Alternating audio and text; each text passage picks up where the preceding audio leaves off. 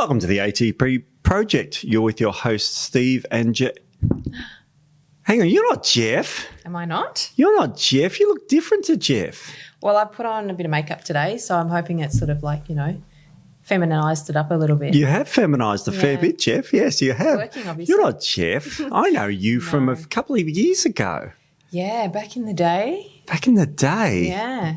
Let me see, what year was it? Oh, don't go there. That's a long time ago. It makes me 1865. That was the year of my birth. Well, there you go. There you go. Because I'm such a young man. That's right. Yeah. So young. I know. You're Nicole Brown. You're a naturopath. I am. Wow. Tell people about yourself. How funny the places you end up, eh? I know. Yes, I am Nicole Brown, or Nick, as I can like to be preferred to, because it's less formal. I am a naturopath. Have been a naturopath for, oh my goodness, how many years now? I need 8 or 9 years. So is that it? Yeah, that's it. Yeah. Huh. Been in the fitness industry for 30, 25. Holy mackerel. Yeah. So a naturopath, and I was here for a little while at ATP. 30, I thought you were only 23. I am actually. That might have been a bit of a miscalculation. That's there, right. Actually. Yeah. I started when I was very, very young, still in nappies. No, I used to do a podcast here also. I know. I loved it. Yeah. We used to chat a lot. We did. We have some fun. Yeah, we can't talk about that on camera, can we? No, we can't. Stuff we used to talk about. I know. It was hilarious. I know. So back. I know. It's awesome, isn't it? Yeah, it's going to be fun. Now you are a naturopath. I am. Which raises the age-old question: what actually is a naturopath? All right, I'm one too. I kind of know the answer to this, but I'm interested to hear what you do, because you're practicing naturopath. I'm a practicing naturopath. I've already perfected it, so I'm not practicing anymore. That's right. You don't need to practice. You are perfect, Steve. You don't need to practice anymore. I'm going to get emails about that. So what is a naturopath? Well, I mean, a naturopath essentially, if you want to look at the way they write it, is a naturopath, is a doctor of natural medicine. So what is natural medicine? Natural medicine basically encompasses everything from lifestyle to, your diet, to your stress, what's going on physiologically, biochemically. We look at all of those different elements to have a look at, figure out what might be going on when someone comes to see us, what sort of imbalances they may have. So we're looking at the big picture, basically. All right. Yeah. So let's say I go to the doctors and I've got a headache. A doctor would prescribe, depending on my headache, could be an opioid painkiller, but that's not so done these days. It could be a triptan, which is a thing for migraines, or it could be, any other sort of thing to get rid of the symptoms. And this is a very common reason why we go. Now, how would a naturopath approach someone who's getting constant headaches? What are the differences in philosophies? Well, so we look at the cause of a symptom rather than just looking at the symptom itself and treating the symptom. So a lot of times doctors will just treat the symptom. So as you said, they give you some sort of medication that would help to take away the headaches. It's not actually looking at the reason why the headaches are occurring. So in natural medicine, we will actually look into the reasons behind the headaches and then treat that cause. That obviously stops the headaches, and then you don't have a recurrence, hopefully. Most of the time you won't have a recurrence of those symptoms when you actually treat the reason why you're getting those symptoms in the first place. Incredible. I mean, because you think about, the most common, and I'm picking on headaches because that's one of the most common presentations to a doctor is I'm getting all these headaches. We talk about things like migraines. Women get more migraines than men of a ratio of 3 to 1. Yes. So men with their, say, for example, headaches are different to women's headaches, but the treatments are the same when it comes to medicine. So it's very different. So it's all about the cause, which is very interesting. Yes. Now, as you know, I mean, we as naturopaths have different modalities. We have nutrition, we have supplements, we have herbs, we have homeopathy. Did you study homeopathy in your course? I didn't study homeopathy, no. Homeopathy was gone by that, that modality, that elective, I think they call it, or something, was gone by then. I can't even remember what we what else was it? It was a long time ago. God, mine was like over 25 years ago when I did naturopathy, my first degree or second degree. Yeah, I can't remember, to be honest. It's amazing, isn't it? Yeah. Incredible. So, obviously, it was a really important subject that was stuck with me. Exactly. It's funny. We talk about the principles of science, like, the principles like, causation without correlation. So I'm a scientist first off, and then I became a naturopath. And then did a few other things. So what I'd love to ask you is about the 6 principles of naturopathy, because there are principles around naturopathy. Yes. So the first one is, above all, do no harm. Yes, exactly. Okay. So basically, I guess a quick summary of each one. First, do no harm basically is we don't do or give prescribe any recommendations or supplements or nutrients, things like that would harm somebody. Yeah. So that's our first principle. Yes. So we're not going to try to hurt anybody. No. So just to stop there a sec, the do no harm, doctors will try not to do harm. Yes. But they are playing with medicines which have significant side effects. Our medicines, such as turmeric, will make you poo yellow if you have too much of it. For example, it's very, very non-toxic. Look, I'm sure you can tox out on turmeric, but, it might give you GI upset, but it won't cause you harm. You take too much paracetamol. If you take a packet of paracetamol, 20 tablets, you'll probably die for liver failure. That's right. So the medicines are very, very different. So that's why we above do no harm. Now, what's our second principle? So our second principle is treat the whole person. This is actually the fourth principle, but I just wanted to let everyone know that's what the fourth principle is. But then the second one, which is what we're going to go to next, is the healing power of nature. Right. So essentially that basically means, it can mean, I interpret that as 2 different things. One, obviously we're using natural products, we're using plant products, things like that from nature. But we're also working with the natural rhythm of our body as well. So we're trying to restore balance by getting everything back into equilibrium. We're not, so that's sort of essentially letting the body do what it needs to do to heal itself also. So. That's right. I mean, if I cut myself on the hand there, there you go. There's a cut I prepared earlier. Look at that. Lucky that's on that camera. Side of the wrist. I've been doing some logging over the last week, so a bit of, and now that's going to heal itself to be perfect. Yes. That is the healing power of nature in itself. Now, what we do is we assist that, which is whatever, we might, for example, have a type of collagen which can reach the skin that can help with the connective tissue there. So if you wanted to help that, it's only a little cut, but if you wanted something to heal, you help the body heal itself. That's right. So that's what it's all about. Yeah, definitely. Right. So that's pretty simple. What's the third one there? So the third one is treat the cause. So this is a big one. Oh, massive. Yeah. So when we're looking at traditional medicine, or we had a bit of a discussion about what we call modern medicine. We call it orthodox medicine, or not. But the difference is that we actually treat the cause, as we're saying with the headache. Yes. We're treating what's created the imbalance that's causing the headache, rather than just treating the symptom. Okay. Yeah. So, for example, I've had a bit of history with this, and we've had my father-in-law on this podcast, Dr. Doug. And he specialises in skin conditions as well as joint surgeries, but basically skin conditions, particularly acne. Now, let's just take acne. It's probably one of the most common conditions because I had it. You had it too, and you were talking about your forehead many, many years ago. No, I didn't, but that's okay. Oh, you didn't have it? I thought you had it. Oh, no, someone else probably think of. Okay. So I had acne. I actually had it on my forehead. There you go. I did. But everyone just did. Just the wrong person. Oh, the wrong person. That's right. So this acne shit is really awful as a teenage boy because, you're growing up and you're trying to pick up the chicks. That's right. You know what it's like. Well, I don't know what it's like to pick up chicks, but I'm sure I've probably been trying to be picked up by a guy that maybe had acne. And yes, as a teenager, you're probably a little bit more shallow, tend to look at those things. Yep. Now, you go to the doctor. The doctor will prescribe antibiotics. Yes. Now, antibiotics, because the bug here is Propionibacterium acne, so it drives acne. So you kill the bug, acne gets a bit better. It doesn't go away. Now, what we do, and I did talks on this to dermatologists a few years ago, and we talked to doctors about treating the cause of acne.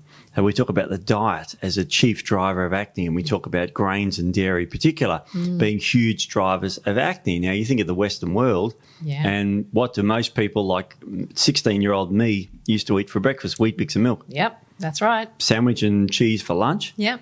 And pasta for dinner. Yeah. Disaster. Yeah. disaster pasta for the Pasta acne. disaster. Yeah. So we naturopaths talk about getting rid of the cause of that. Yes. Now, of course, hormones are involved, particularly dihydrate testosterone. We know zinc regulates dihydrate testosterone, so we look at zinc levels and all sorts of other causes of the condition, not just the symptoms, That's right. which is antibiotics. And, you may want to take some Roaccutane, which is a drug that dries up the skin dramatically. So you get less oil buildup and propionine bacteria acne feeds off oil. So there's all these different things, but we address the cause of it. That's right. And that's what we do differently. Now, I have spoken to dermatologists, and they are not very well trained when it comes to diet and the skin. No, I mean, medicine in general, not natural medicine, they really don't get a lot of training in nutrition at all. Some, to the point of virtually nothing. Yeah. So, when someone walks in with acne, of course, they're not going to sit down and talk about diet because they don't have training in that. So that's not their first thought. They're trained to how to treat the symptom. Yeah. So they give the medication that helps that. Absolutely. And and we're not dissing this medication stuff. No. This can be, if you're not so much with acne, but if you've got an awful pain, even a headache or whatever, and you want to get rid of that headache, bang, you can take the opioid, or you can take the triptan or whatever class of drug you're on, and that can very much help relieve the symptoms. Yeah. But what caused it?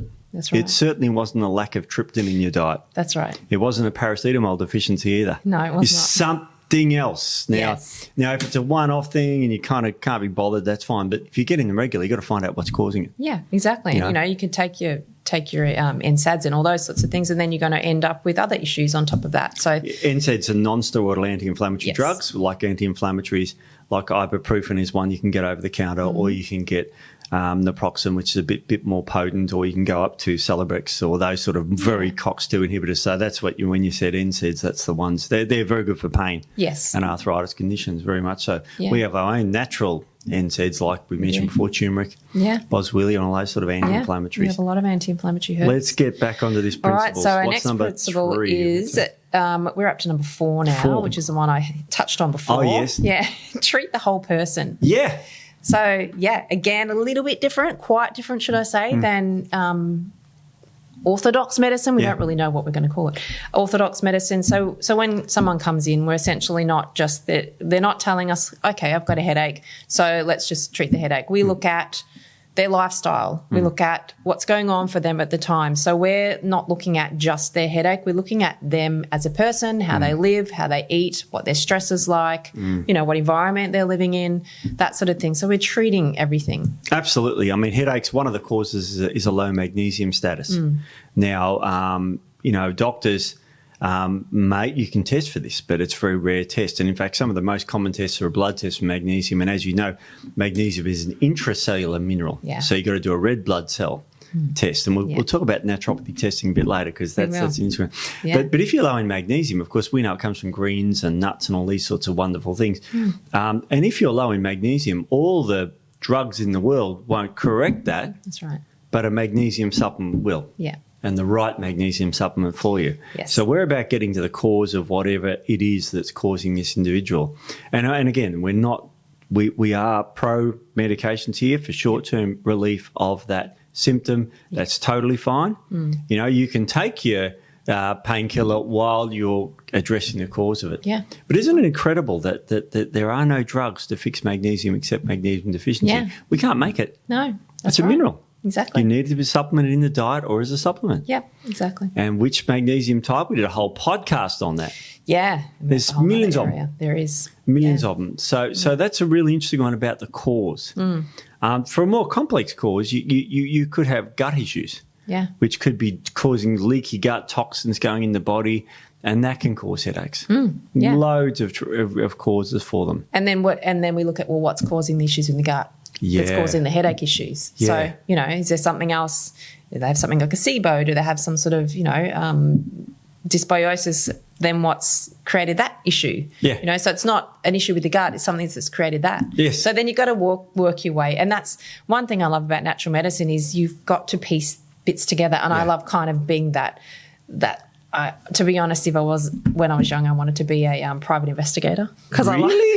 Yeah. Because you like perving on people with binoculars? Yeah, I actually thought that would be awesome, actually. Yeah, it would be excellent. Yeah. No, because I love to solve things. Yeah. So, and that's with natural medicine. I loved you've got to keep going back. You're taking a step back, and you're just solving puzzles all the way to you actually. So you're sort of working in reverse, essentially. So say, you go to a doctor, he'll look at your headache, but we're going reverse from that. So I could take someone all the way back to when they're a child, when not long after they're born, how were they born, how were they breastfed, all that sort of thing. So you're really digging quite deep to find the cause of what's presenting. Getting me excited about practice again. I haven't practiced for a few years. It's like, but it is exciting. It's about you are a health detective. Yeah. Pretty much. Now again, we're not dissing the doctors, but if you've got 15 minutes with a client based on bulk billing, Medicare and all this sort of stuff, you're going to struggle to get to the bottom of all that you just talked about. Oh, yeah. I mean, we spend an hour and a half. I spend an hour and a half with clients. So, that gives you a lot more time to do those sorts of things. Amazing. And, doctors, they are time restricted, and that's not their fault. No. That's just the way the system is. Yeah. So it just does very much limit what they can do. It's sort of like way I think of it is like a fireman coming out, put out the fire. And then, what caused that fire? Oh, let's find out so as we don't get another one of those. That's right. And that's the sort of scenarios I think we can talk about. Definitely. What's the next principle? Right, the next principle, preventative medicine. Oh, my God, this is one of my favourite areas. Yeah. If I was to go into practice, I'd just specialise in preventative medicine. Yes. Now, what's preventative medicine? Well, I mean, what is it? Exactly what it sounds like. You're trying to prevent a disease. So that's again where, in natural medicine compared to, say, orthodox medicine, we are in the basically business of health, disease prevention, I suppose, whereas doctors are disease management. Correct. So we're trying to get to the problem before it becomes a big problem, before it hits a disease state. Yeah.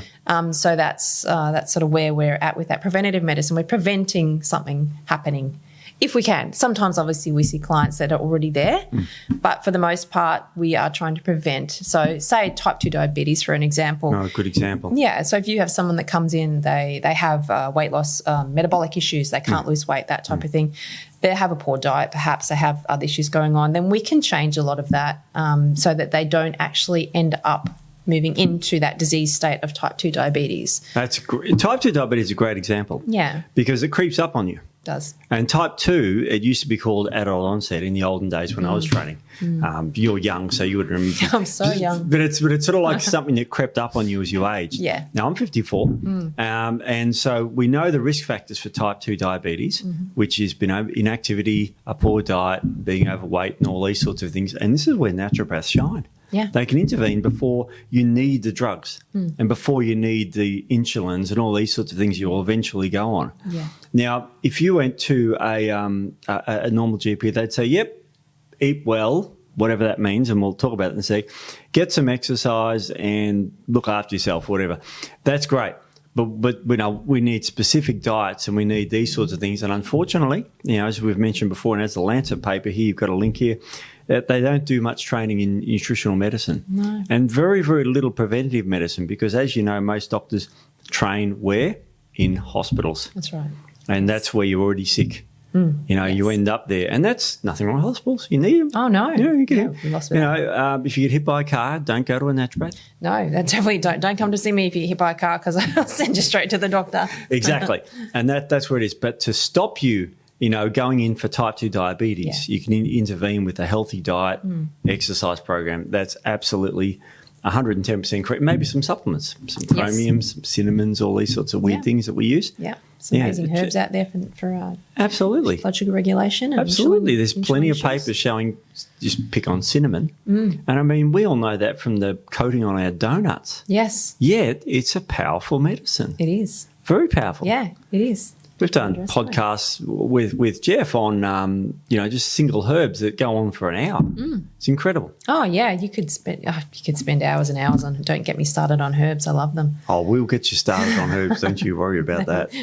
What was the last one? So our last one is patient education. So, which is one of my favourite things because the ultimate goal when you're seeing clients is to have them not come back eventually. Yeah. So you don't want them to have to keep coming back. So not only do we want to help them and get them rebalanced and healthy, but we want them to know how to maintain that for the long term so they don't fall back into having health issues again. So educating them on, lifestyle, good lifestyle habits and diet and things like that is really important. Absolutely. Now, natural medicine, when I was training in the 90s, we didn't have too much access to the internet back then. It was a very new thing back when I was younger. It didn't exist when I was in my 80s. I was going to say, 80s. did you even have books, or were you just like we had a on pen stone? that was shaped like a feather, and you had to dip it you were in that the far ink, ahead. and then Okay, you right. wrote, and then you dink. That's how when I was making notes in Naturopathy College. I thought it made me back when you're actually just using the stone and then scribing on that. Was that Paleolithic times? Paleolithic times. Yeah. Oh, I love that. That's You're not quite pretty as old as I accurate. thought then. Into the quill and the ink. The quill and the ink. I couldn't think of the word. See, I could never have survived in that because I'm left-handed. Oh, so you I are would never have too. been able to write with the ink because I that's just spread weird. it across Left-handed. the page. Well, this is the proper hand, see? Oh. This is the not the right-handed. This is the correct hand, and then it's the other hand. So the right hand's not the right one? No, right's not right. Do you do anything with your left hand? I do everything with my left hand. Oh, I mean with your right hand, sorry. No, I don't. It's Really? useless. I can't catch a ball. Can't clean my teeth with my right hand. No, I'm all backwards with my right hand. I do everything right. Apparently I deal cards and I do that. Is that with my left hand? Yeah, that's with your left hand. So I'm a left-handed card player. Oh, wow. See, you're special. I knew you were special. I don't do that. No, it'd be that. Oh, there you go. I play guitar right-handed. Yeah, see, I don't Everything. know. I play guitar. Wow. So I don't. when I get given a left-handed guitar, I take it, turn it upside down and play it with my right hand. Oh, okay, yeah. So that's and that's what left-handed guitarists do, like Hendrix and those sort of guys, the old left-handed left-handed guitar. Oh, yeah, no. I know Hendrix, though. Hendrix, yes. yeah, you remember him from, you remember him. Yeah. Well, you remember Woodstock. Yeah, well, I wasn't around then, but I do know about it. I was around then. I know you were But around. just. Yeah, you would have just connecting. It was 1969 when There they, what's his name, Neil Armstrong worked on the moon. I was alive then. That's See, how old I thought of then. Nah. No, not even thought of. Well, it wasn't that much further on, but it was. But It's funny because, you're left-handed, you're right, and it crosses the pier. yeah. I mean, people don't understand the challenges left-handed people face in a right-handed world, Yeah, what they used to do, because I did trade school many, many years ago, and I'm shit at it, so before you ask me to fix anything, don't. But you always have to ask someone for a left-handed screwdriver. Yes, that's right. Correct. Yeah, that was the thing. And you go, oh, I'm already using my left hand. Yeah, so it wouldn't work on you. Yeah, no, it wouldn't work on me. All right, so let's get back to natural medicine. Now, back in those days when I was studying a billion years ago, we didn't have the scientific studies, the access to them and that sort of thing. So with natural medicine, talk about the evidence that's around these days. So people, I mean, and that's been a bit of a bit conjecture with natural medicine is it scientifically based? Well, yes, natural medicine, naturopathy is evidence-based medicine. So we are not, and I think a lot of it, I mean, it's just my own opinion, probably still comes back from, back 100 years ago when they were mixing herbs and they were giving things out. That wasn't obviously evidence-based. We didn't have the capacity to do research back then. So I think a lot of people still have that opinion or that sort of idea of what natural medicine is as it's all woohoo and witchy poo stuff and they're just mixing herbs and giving it to you but no, that's not the case at all. It's very much evidence based. We do everything off research. We have a lot of research that, in the industry. Whenever I introduce new herbs or new protocols, I will always go and go through the database to have a look at the herbs, that sort of thing. So nothing that we do is just like trial and error. Yeah, exactly. Now, interesting point because we draw from two forms of evidence where medicine usually only draws from one, which is medicine is modern. Yeah. You've got to remember that Pasteur only invented antibiotics in 1928. Yeah. Insulin's only been isolated since 1923. Happy birthday, 100 years for insulin.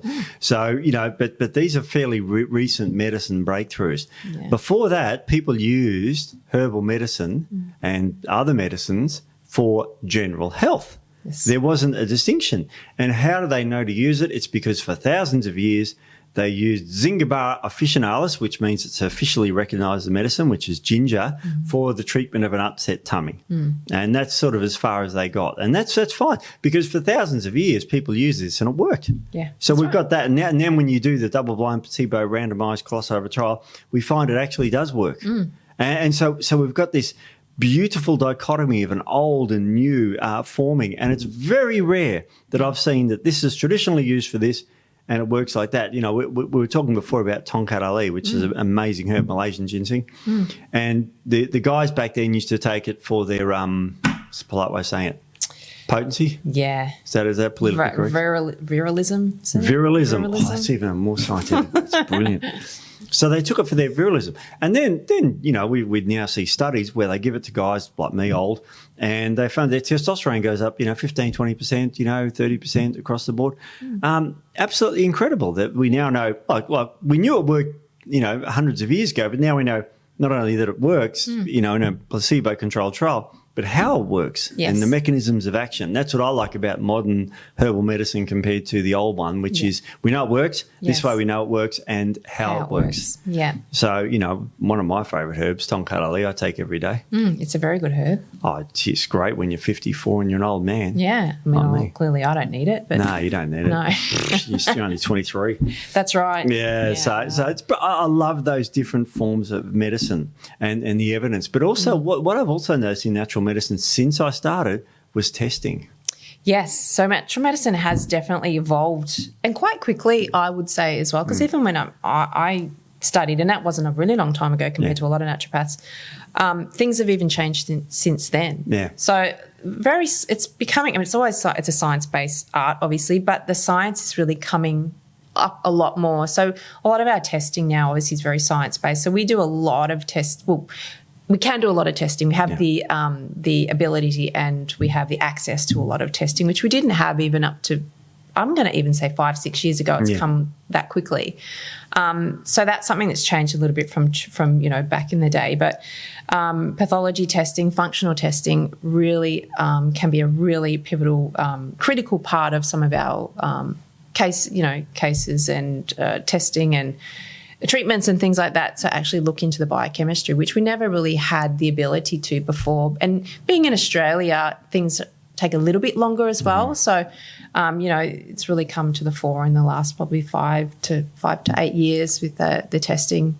So, and you know, you practice. What are your favourite types of testing that you like to look for? Well, I mean, I do blood. I do a lot of bloods. I think I try to get most of my clients to do bloods just because it gives a really good picture overall. And I love interpreting bloods because you can tell so much, you know, from blood testing. So that's pretty much a standard for me. I will get most people to do that. And then a lot of times they will go in and do more functional testing. So Dutch testing, which is for looking at your hormones under the microscope, essentially. Yeah. So, you know, how you're producing them, how you're metabolizing them, all of that sort of thing. So that's really, I find that fascinating. I do a lot of gut microbiome testing. It's probably one of the most common ones that I do.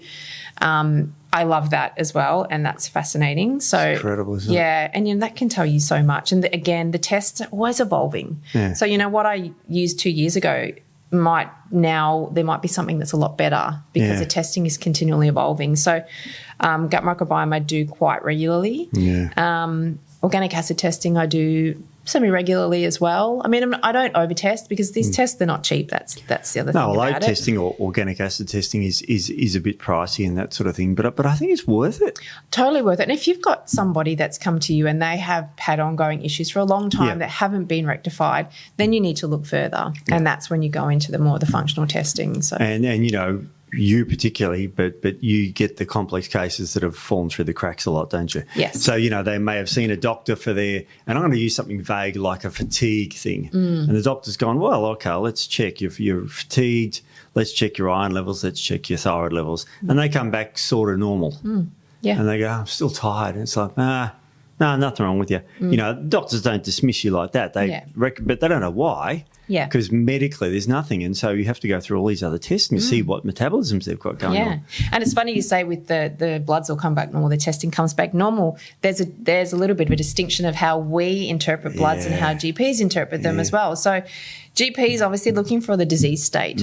So when, say let's take I don't know, what can we take? So say TSH is a fairly common one. So that's thyroid stimulating hormone, That's a pretty common one. Should be 0.5 to 4, according to a medical blood test. That's the range. So if doctor sees it anywhere within that range, it's like, no, you're fine. You don't have there's nothing going on. The thyroid is functioning normally. So if it's the range is 0.5 to 4.5 and it's 4.4, not 4.9, they say, no, you're fine. Yeah.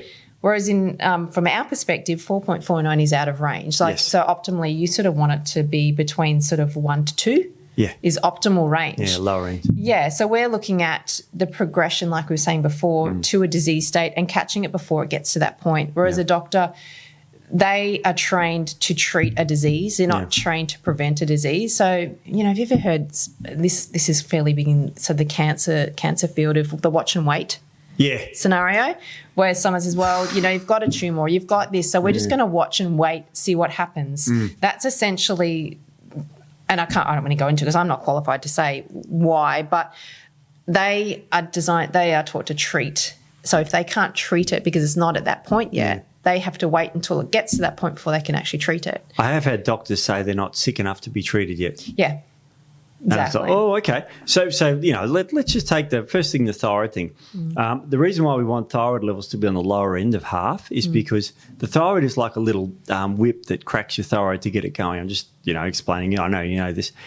So if it's if your thyroid's working okay, but you have to smack it like, you're on a horse and the only way that it'll run is if you whack it with a massive whip, then is that horse healthy? You go, yep, it's within the range. It still runs, so it's healthy. It's like my car. If it was going down the highway like it was last week with a bearing, I had a bearing issue 2 weeks ago. Yeah, but it was making a horrific noise. But I was going down the M1 at 110. So if you just looked at that, yes, and there was no lack of power, it still, apart from the terrible bearing, still worked.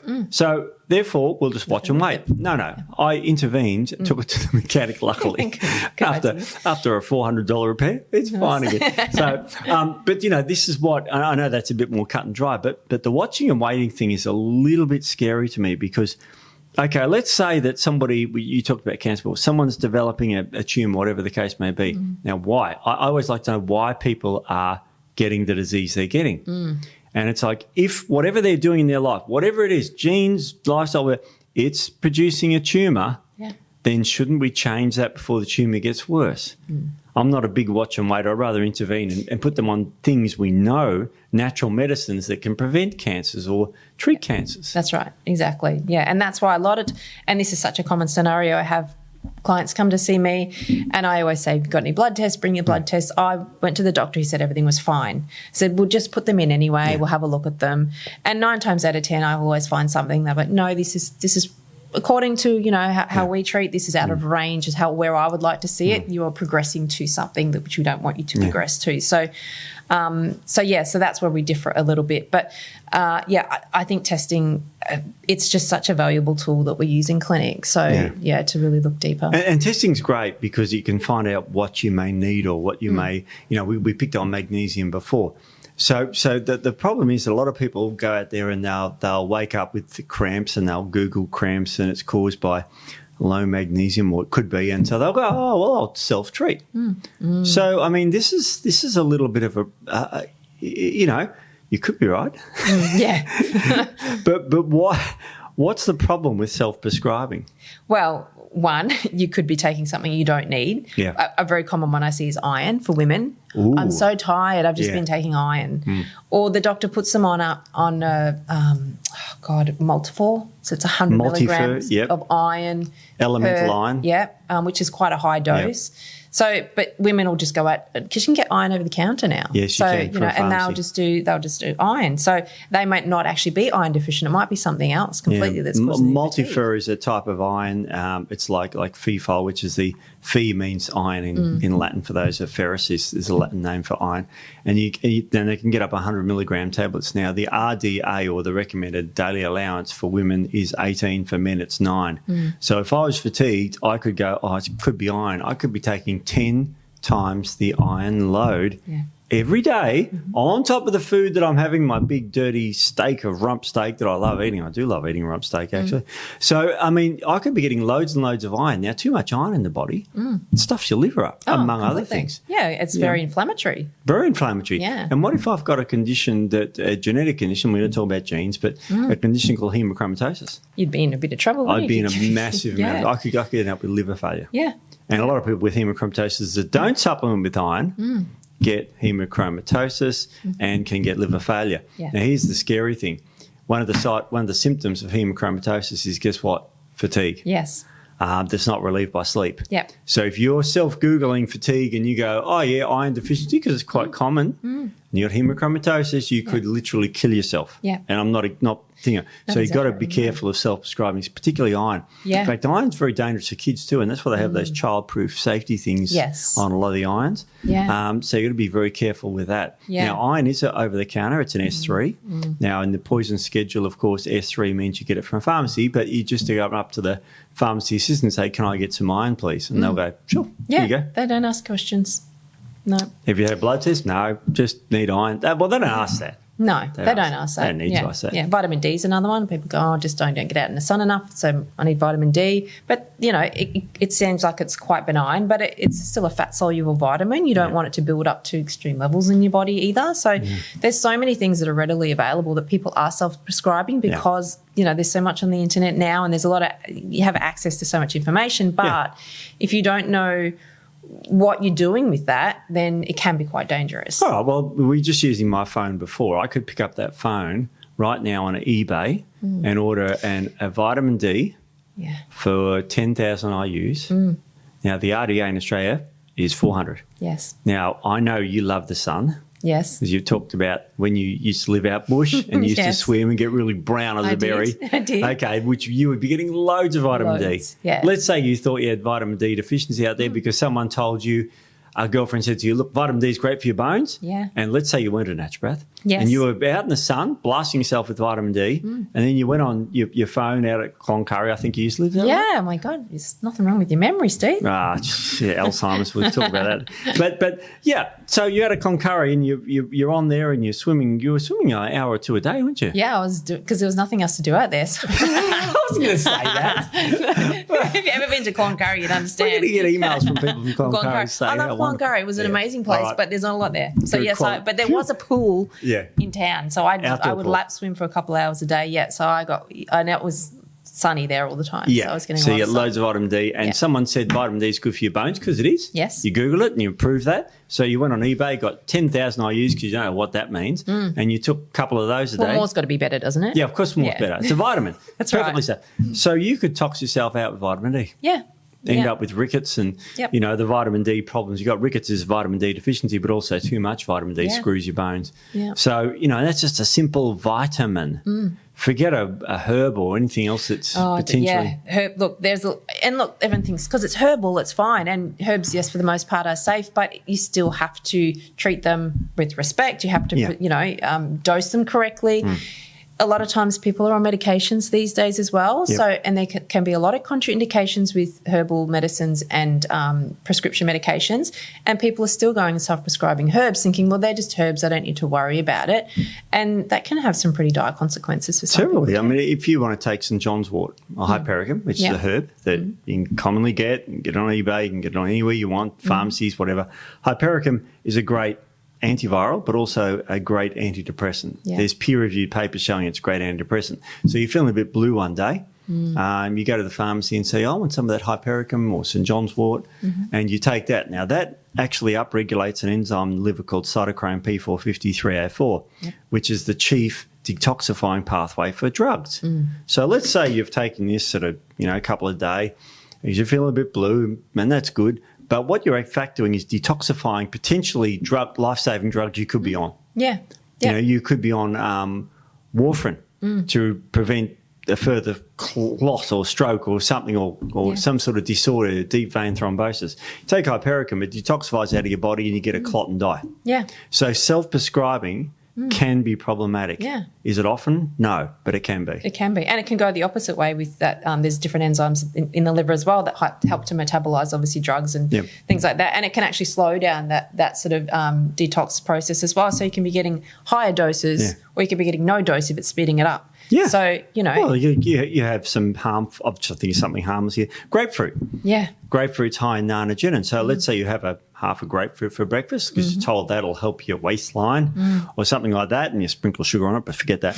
You have this and it slows down that enzyme. Yeah. So you're on your beta blockers for your blood pressure medication and you're on a dose that's keeping your blood pressure nice and healthy. I'm just making all this up. You're not on blood pressure medication or whatever.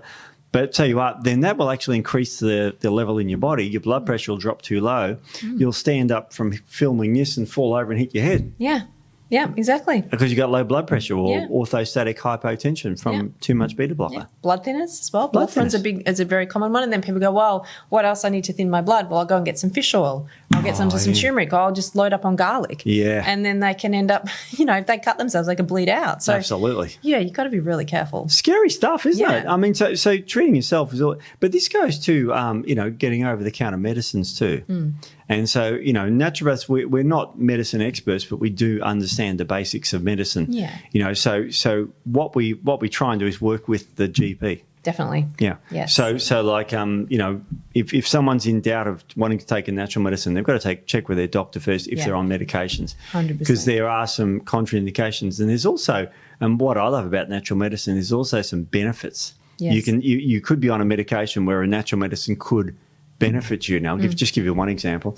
The most commonly prescribed drug in Australia is statin, and usually it's simvastatin. Yes. Simvastatin inhibits the enzyme 3-hydroxy-3-methyl-glucocoenzyme reductase. I know.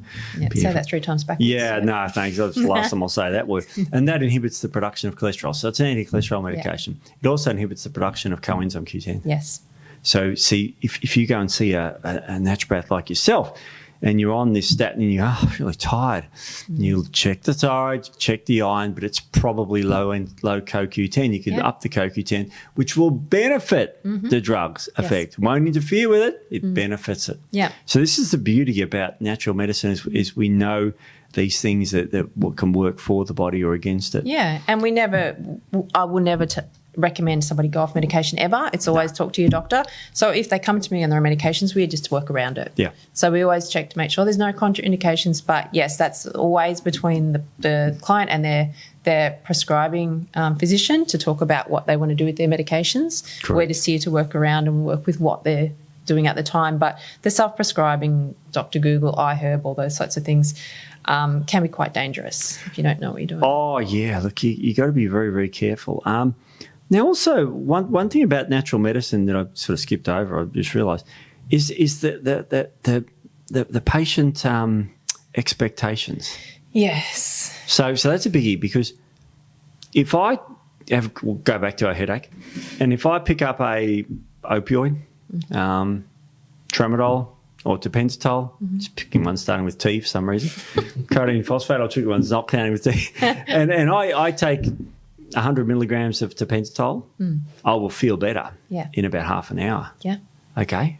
So problem gone. Time nothing to see. But that's not the issue. Obviously, that's people now realise that that's an unreal expectation. Yeah. So do you want to talk around the expectations of when they see a naturopath like yourself? What should they expect? This is something that's I'm noticing changing over the years as well. As client expectation is definitely changing around their, what the results they want and the pace at which they want the results to happen. So I think because natural medicine has come a long way as far as the scientific, there's so much more into it, and it is, a lot more in line with that science-based stuff that people see that they never used to see with the testing and that sort of thing. So I think a lot of times, and because the way it's a very fast-paced lifestyle, it's an instant, life is instant now. You can pick up something and look up on the computer, you've got all your technology, everything's very fast and you're ready to go. People, I think, have changed their what they expect from natural medicine now is a quick fix. A lot of them don't. What they forget is that we're not working on a quick fix. We're trying to rebalance sort of, their lifestyle, their diet, their exercise, their stress management, their sleep, and all of those things that come along with that when we're trying to address their condition. So it's not a quick fix. It's not like a case of take this supplement and in a week you'll be feeling great. So to be honest, sometimes it can happen, but it depends, but very rare. So we're working on, I generally work on 3-month protocols. So, we sort of check in every 8 weeks, depending on the what's going on, sometimes 4 weeks if it's something a bit more acute. But 3-month sort of protocols is what I'm looking at as a start. Yeah. So, but some people would say, they come and they email me within a week and say, I'm not feeling any better. I'm like, well, give it time. Have you been doing all the other things, the lifestyle factors that we talked about, changing your diet, getting some movement, that type of thing?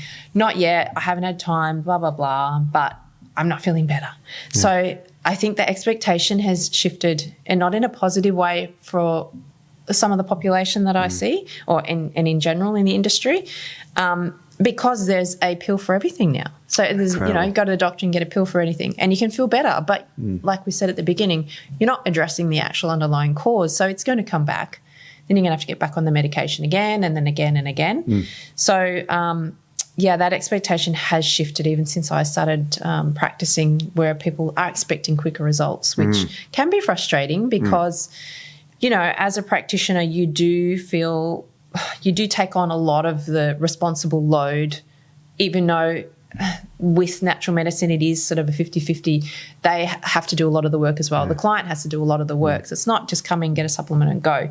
You might have to change your diet fairly significantly over time. You might have to get out and move when you've never actually exercised really in your life. It hasn't been part of your lifestyle. So these things can take time. It's, changing habits, that sort of thing. So that expectation definitely is one that is a bit more of frustration for me sometimes in trying to explain that sometimes it's not a quick fix. No. And if you've had a condition for 10 years, it's not going to change overnight. So incredible. I mean, we did a podcast a few months ago on semaglutide, which is a weight loss injection. I mean, we now know because terrible side effects. But I didn't think we'd ever find the day where we'd have the quote weight loss pill, and this is injection. Yeah. But it staggers me to think that Australia sold out of this stuff. It was a massive sale, and it's an injection that costs a hell of a lot of money if you're not a diabetic, like a hell of a lot of money. And yet you can achieve those results if you eat better, see a naturopath, move a bit more. Your weight will. We now know it causes obesity. It's not a mystery disease that comes out of nowhere. So it really amazes me that there is an expectation that instead of doing the work, because I agree with you, the person in charge of the health of the individual is the individual themselves. Yeah. I see us as health coaches. Yes. Where we say, I want you to work more on this area of your life, whether it's, let's say I'm coaching Tiger Woods like I normally do. Of course, yeah. With golf. Put your thumb here and, that's a coach. But Tiger has to go away and do the practice for hours a day. But as a health coach, we can get the individual to do those things to get themselves to a place where they want to be. Exactly. And we don't want people to practice their mistakes, which is them doing the wrong thing. Yeah. And they could be the most motivated person on earth and they're eating a refined flour diet, low fat, and a low fat milk for breakfast. And they could be having low fat cheese with margarine on their Wonder, I won't mention any brand, but super duper white bread. Yeah. And dinner, they could be having low fat dinner full of rice or pastas and those sort of things. And it's incredible to think that they can be super motivated, but they just need the right coach and they could change their diet because they're motivated and become much more healthy. Yeah. Now, speaking of healthy and weight loss, I note a time, well, I was talking to you and I have permission to ask you this. Yes. So in case anyone, that there was a time in your life a few years ago where you're quite a tall woman too. You're 5'7", is that correct? Yes. Which is 171 centimetres? It is. Look at you go, Steve. So, when you walked in today, it's like, she's geez, look how tall she is. I couldn't, it's like I hadn't seen you for a while. Yeah. So like you look really tall. But you went down to 42 kilograms at one point in your life. You want to talk about that? Yes. So it was quite a while ago now. So that's how I actually got into natural medicine. So I used, obviously I said at the beginning, I was in the fitness industry for a long time, personal trainer for a long time. And I used to do body sculpting. It was called back in the day as body sculpting. You only used to be body sculpting, bodybuilding. There was literally 2 classes. So just to reiterate that, you weren't a bodybuilder. Not a bodybuilder, no. You were more in the figure? Yes, figure. Is that called bikini these days? Bikini? No, not bikini. Not going to go there because I don't want to offend you, bikini, but you have to, that bikini don't have to be hugely muscular. So you still have to be quite muscular, but just not bodybuilder. So it's, I guess by today's standards, it's one step down. I think more fitness model, I think is what they probably call it now. Super lean. So body fat, very low body fat.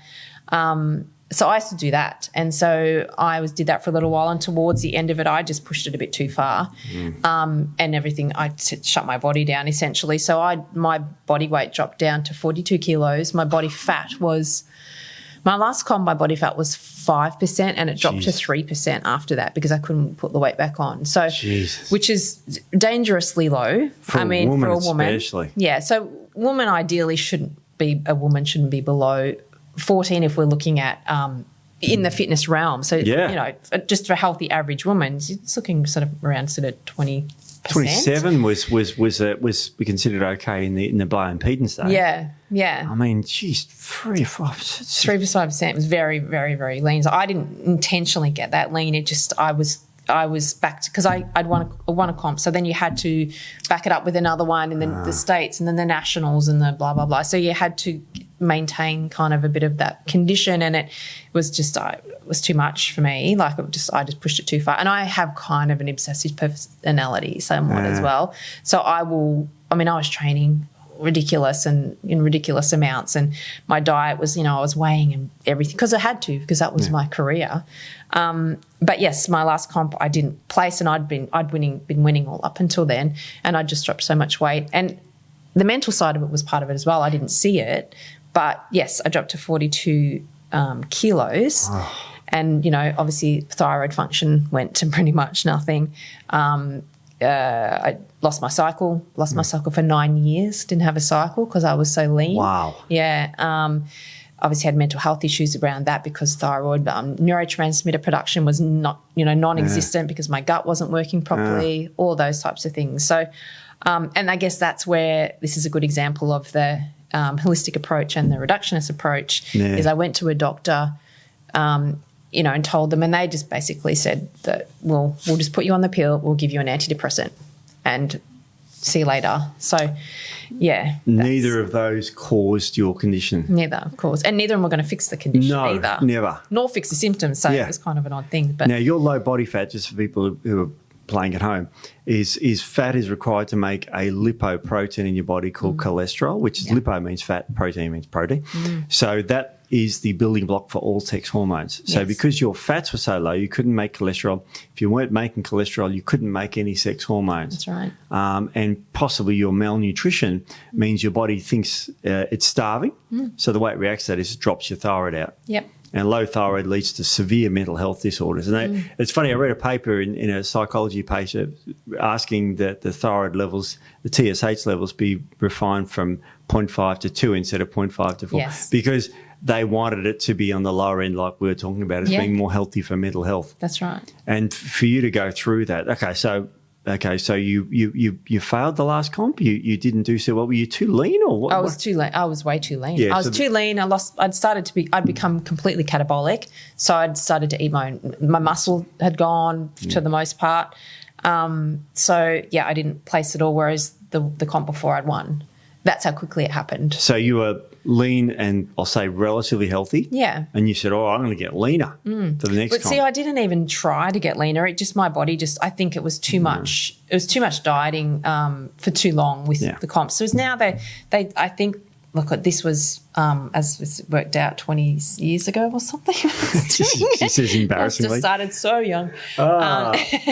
So it is a little bit different now, and it's healthier. There's still a big element of this issue, but it's definitely it's a lot better than it used to be. But you used to do back-to-back comps. So, if your campaign was for 12 weeks and suddenly you won a comp and you've got to go to the States in the state titles in, 4 weeks, and then you've got to go to the Nationals in another 4 weeks, well, you can't come out of your diet, so you've got to try and maintain.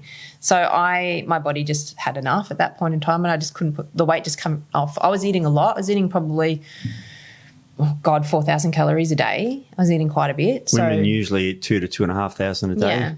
Yeah. And you're eating 4,000. 4,000, and the weight just kept coming off. So that was the catalyst for me to actually get into natural medicine, because I started researching myself about what was going on and went more into that natural way and got myself back on track that way.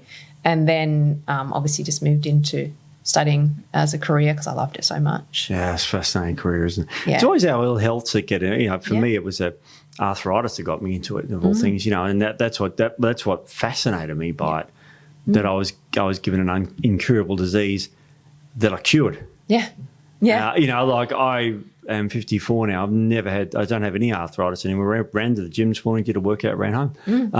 Didn't think about arthritis, thought about freezing my nuts off because it was so cold this morning. So cold. For those who are listening, this is middle of winter here. Yeah. It literally is the middle of winter, and that was the hardest thing about this morning. And, pitch black and all that crap, nothing new with arthritis. It was, but you get motivated like you've got that work ethic now, and you've got that appetite for knowledge. Yes. And because you reversed a really serious condition you had, and I'll call it a condition, without a cycle for 9 years, holy mackerel. Yeah, you're looking at osteoporosis and things like that without those female sex hormones, that type of thing. So there's a lot in it. Luckily, I never did get osteoporosis, but no. There's a lot around it. So it gives you a lot of respect for your body, the resilience of your body for one, that you can come back from something like that, and how the body can actually heal itself if you give it the right tools. Amazing. Now you're a healthy weight now, of course. Can I ask you your weight, or is that going up? I think I'm probably about 65 at the moment. That's good. That's super healthy. Yeah, I have carry a bit of muscle these days, not as much as I did when I was younger, but it's a lot harder these days. Neither do I. I'll tell you, at 54, I used to be a lot more muscly when I was younger and heavier and that, but you just lose it, right? But what we can do as natural medicines, one of the big areas that I love about being a naturopath is that we have areas of medicine such as anti-aging medicine and preventative medicine, all this sort of stuff, which can keep you healthier, fit. Like if you and I went to the doctors now, we go, okay, I want to be healthier, or I want to prevent aging. Yeah. The first thing most doctors say is you can't prevent aging, leave me alone, come back when you're sick. But what a naturopath area is in anti-aging medicines is remarkable to prevent not only the disease, but we're looking at increasing telomeres and all that sort of stuff. And hopefully we do a podcast in this area down the future, because it's an incredibly fascinating area, anti-aging medicine, and I love it. And I'm planning to be here till I'm 120. Oh, really? I was going to do 100. 120, that's ambitious. Go 120. Well, I feel like I need to amend that. The oldest person that ever lived was a woman, and she was 121. Really? So you got to beat that, right? Wow. Well, I had a great-great-uncle, might be great-great-great-uncle, I'm not sure, 108. Great-great-uncle. Yeah. So he would have been... great-great-grandfather. Did I say uncle? Oh, grandfather. Wow. Yeah, so my pop's dad, I think, was 108. Wow. My grandma was 96 and she died. So there's a bit of longevity in the lines. Wow.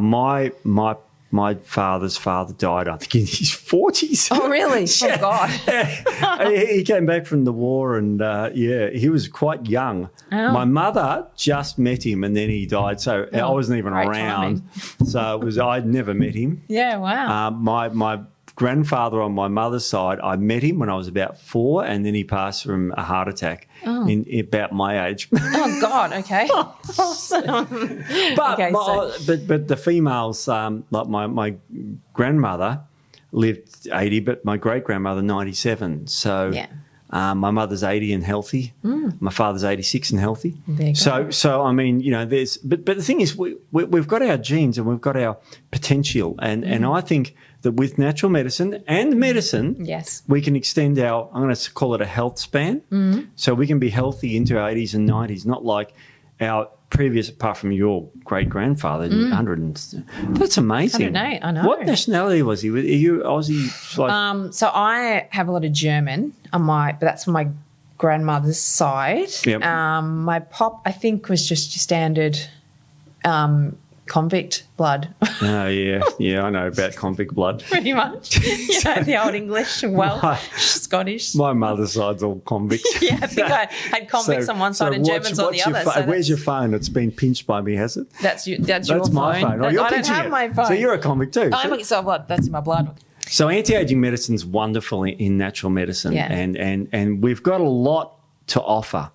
And you're still practicing. I am still practicing. Yeah. Yes. Where do they find you? What's your? So I have an online clinic. So I see people all online now. So Nicole Brown Naturopathy is where I'm at. So you can look me up there. I've got a Great. website. It's a very basic website because I'm terrible with technology and I just don't have the interest. So I've not met, and I know lots of naturopathies, naturopaths, and we are shit when it comes to promotion. too busy for one. Don't Yeah. have time for that stuff. And then it's all too hard. So It's like promotion is not. I don't know. We didn't do a course, or we just are useless at it. yeah.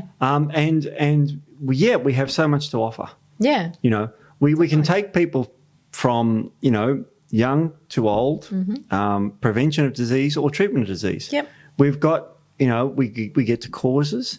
We generally use safer medicines. Yes.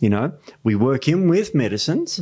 So we've got a lot to offer when it comes to being naturopathy, and we do diets. We do herbs. Some of us do homeopathy if we're weird. Yes. I'm still a registered homeopath. Are you now? Yeah. Did not know I that. found that out on my registration. Found It's out like, you're still registered. Can I still prescribe this stuff? That's scary.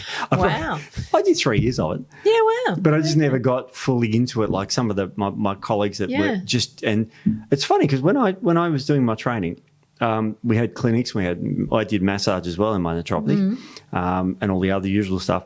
And the busiest clinic we had was homeopathy. Really? Because my first reaction to homeopathy was, this shit doesn't work. Yeah, see, I don't understand because I don't know it. I don't understand. Well, it's a Hahnemann principle where you dilute medicines right down to the point where there's not one molecule of that medicine left, but the imprint, and I don't know how this works, is in the water. Yes. And you go, I'm sitting there as a chemist because I was a chemist before I did all this stuff. And I'm going, and when I started practicing, and this is third year, we started seeing patients. Yeah. And you'd look at them and go, oh, yeah, you're a pulsatilla type. So you'd be giving them pulsatilla 30C or whatever, which means there's not one molecule of pulsatilla there. And these people were getting better. Yeah. And it has this amazing effect. Now, do we know how it works? No. There's evidence to show that it works. There's evidence to say it doesn't work because it doesn't lend itself to placebo-controlled trials because it's one of the only modalities where you treat like if you got a cold, it would come down to, well, what type of cold? Is your mucus green? Oh, we lend more to mercury then. Or if it's, yellow or inflammation. Mercury, yeah.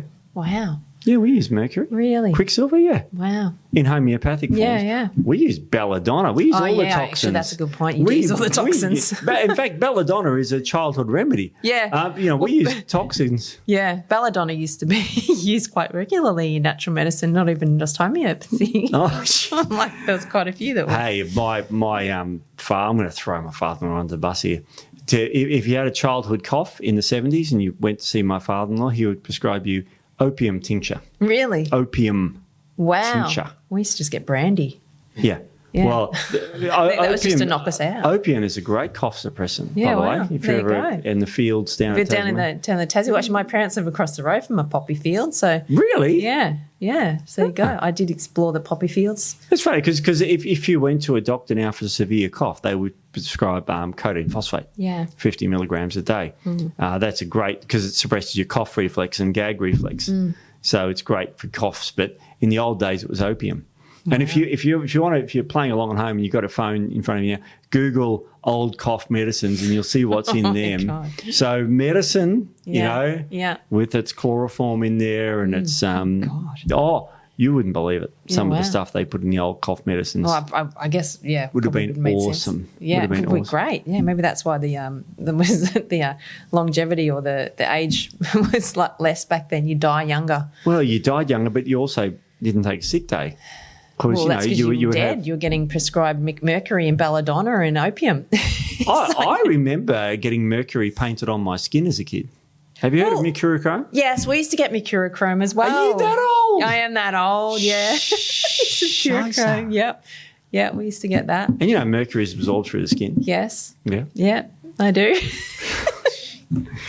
I know, we had all the good stuff. It's like, it's the old quicksilver. It's a remedy. But no, homeopaths still use it in homeopathic dosages, so it's non-toxic, of course. Yes, it's definitely non-toxic. It's very safe, but so we would give different medicines for different people, and we used to work tremendously. And it's like that's one of those tradition of medicines that I love. And you know me, I'm a nerd. I love the science, and all this crap. And but natural medicine has so much to offer. It does. And I just remembered what my elective was. What was it?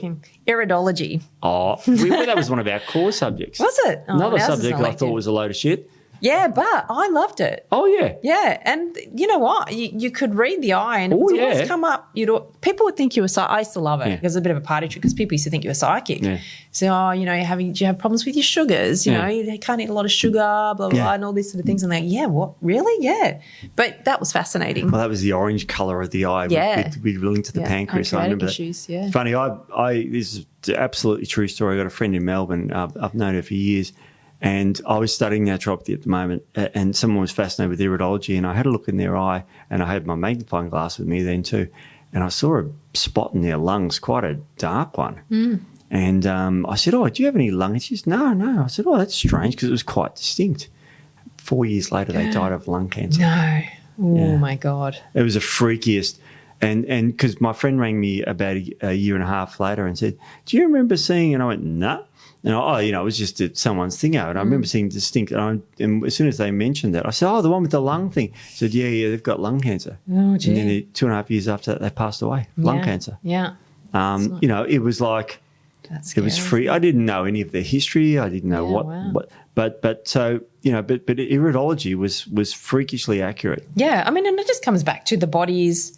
It's one whole system. Yeah. You know what I mean? So what's going on in one area is going to can show up in another area. And the eyes obviously can tell you a heck of a lot. Same with, reflexology and that sort of thing. I did that too. Yeah, so there you go. All those I got shiatsu and but like acupuncture. I mean, that's not what naturopaths do. That's a different sort of thing. Chinese medicine. We used to do it on each other. Did you? Yeah, of course we did. We're idiots back then. Because you got to remember, this is the 90s and there was no that's cell true. There was phones, no, I've got a sore back. I've got some needles, Awesome. No experience, but I'll have a stab at it for you. It was out. Yeah. Because, it was like, you didn't think anything twice of it. Yeah. But then we eventually figured to see the acupuncture students for a stab in the back. It was a little bit more. Yeah. But really great stuff. Amazing stuff. Chinese medicine. Yeah. I did a bit of that, did a bit of this, bit of that. But naturopathy, I fall in love with because of the science as well as the history. Yeah. And that's what I think we have to offer. Yeah, I agree. Traditionally. So, look, is there anything else you want to talk about?